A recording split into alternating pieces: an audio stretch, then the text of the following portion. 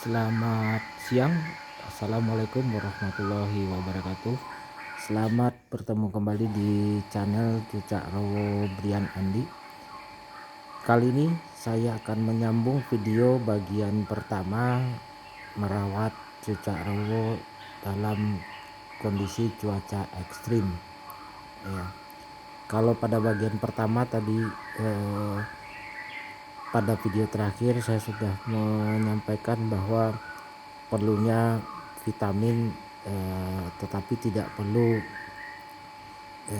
dalam jumlah banyak atau keseringan yang akan menyebabkan cucak rawa Anda akan menjadi birahi. Ya. Kalau saya pribadi dalam pemakaian vitamin biasanya tidak menentu, ngacak ya, kadang-kadang sekali seminggu, kadang-kadang 2 kali seminggu, dan kadang-kadang 1 kali sebulan. Tetapi menurut saya yang lebih bagus digunakan adalah madu. Ya, madu dicampur ke air minum. Ada 2 cara. Bisa dioleskan ke pisang tetapi biasanya meleleh, atau menyebabkan pisang menjadi kering atau buah menjadi kering. Tetapi kalau diaduk ke dalam air minum akan menyebabkan madunya bisa bertahan. Dan syarat madu ini ada kondisi-kondisi tertentu dengan kandungan tertentu, memang walaupun asli itu dirubungi oleh semut, maka di atas, paling atas ya, di gantungan Anda biasanya ada seperti nampan kecil ya. Kalau di gantungan saya ini di area mulai bengkok itu bisa ditambahkan dengan gemuk ya, untuk menghindari semut yang masuk ke dalam sangkar dan mengerubungi air minum yang sudah dicampur dengan madu tersebut. Jadi lebih baik madu kalau menurut saya. Dan madu yang digunakan boleh saja yang bermerek, tapi biasanya yang terbagus adalah yang import ya. Atau harganya cukup mahal. Cukup Anda menggunakan madu alam saja yang biasanya banyak dijual oleh teman-teman, rekan-rekan lainnya yang atau kenalan Anda, itu lebih bagus ya. Dan sekali lagi tidak saya sarankan untuk menggunakan madu yang ada di supermarket, swalayan dan sebagainya, kecuali yang import yang harganya memang cukup mahal. Nah, itu akan terjamin mutunya jauh lebih bagus. Ya, bukan anti produk lokal ya, tapi hanya berdasarkan pengalaman saja, dan saya tidak menyebut merek mana yang lokal bagus dan merek mana import yang bagus ya. Kemudian ada mungkin pertanyaan juga, apakah sering menemui pertanyaan ya, bukan mungkin adanya, sering saya mendapat pertanyaan, apakah cucak rawa itu perlu dikerodong. Nah, kalau menurut logika saya, sebenarnya cucak rawa itu tidak butuh dikerodong. Walaupun kondisi cuaca angin kencang, kemudian hujan dan sebagainya, jika Anda tetap menggantungnya di tempat yang tidak kena hujan, dan kalaupun kena tampias tidak terlalu banyak. Kenapa? Saya selalu dalam video-video saya mengatakan bahwa Allah Subhanahu wa taala itu menciptakan makhluknya sangat sempurna ya. Cucak rowo, burung lainnya, ayam dan sebagainya, semua jenis burung itu dilengkapi 2 bulu pada tubuhnya.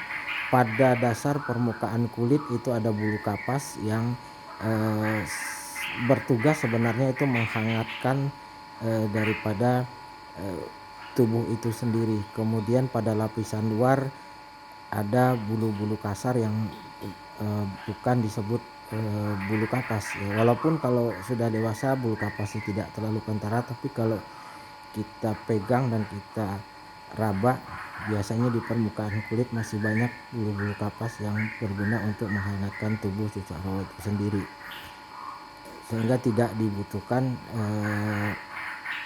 kerodong pada prinsipnya ya, dan itu sudah cukup hangat ya. Mungkin kita berpendapat pada diri sendiri bahwa saya dingin harus pakai selimut ya. Saya harus menggunakan selimut yang tebal kalau cuaca dingin, kalau enggak saya kedinginan. Ada perbedaan khusus antara makhluk mamalia dengan burung yang bukan mamalia. Kalau pada makhluk mamalia termasuk manusia, yang tumbuh di permukaan kulit kita ini bukan disebut bulu, dia disebut rambut ya.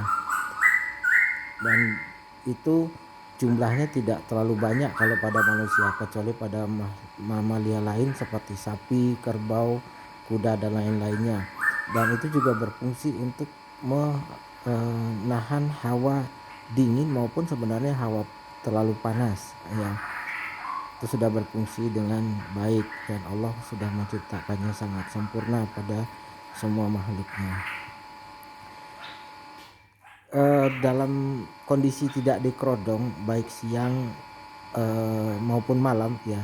Kalau siang dengan tidak dikerodong, udara, angin itu masih bisa masuk dengan normal, pertukaran udara dengan baik sehingga menyebabkan cicak roh kita menjadi lebih sehat dibanding dengan dikerodong siang hari ataupun malam hari. Kemudian bagaimana dengan malam hari? Tergantung di mana Anda menempatkannya. Kalau Anda menempatkannya sebaiknya tidak di dekat lampu yang terang walaupun itu dikerodong ya. Tidak dikerodong dengan lampu yang terang, ada potensi lampu itu menarik serangga-serangga yang mengerubungi lampu sehingga ada potensi beberapa serangga yang tidak bisa dimakan oleh cicak roh ya. Contoh kupu-kupu yang kecil yang berwarna putih itu biasanya begitu dimakan cicak roh tidak bisa menelan. Bukan hanya cicak roh tetapi burung-burung lain juga sama, tersangkut di kerongkongan dan biasanya ditandai dengan pendarahan pada hidung besok harinya. Cicak roh Anda akan mati mendadak ya karena sulit bernapas. Nah, jika Anda menggantungnya atau menempatkannya di tempat yang siang kena cahaya ya terang, kemudian malam tidak kena cahaya lampu, itu tidak perlu dikerodong. Tetapi kalau memang perlu dikerodong dengan adanya cahaya lampu, itu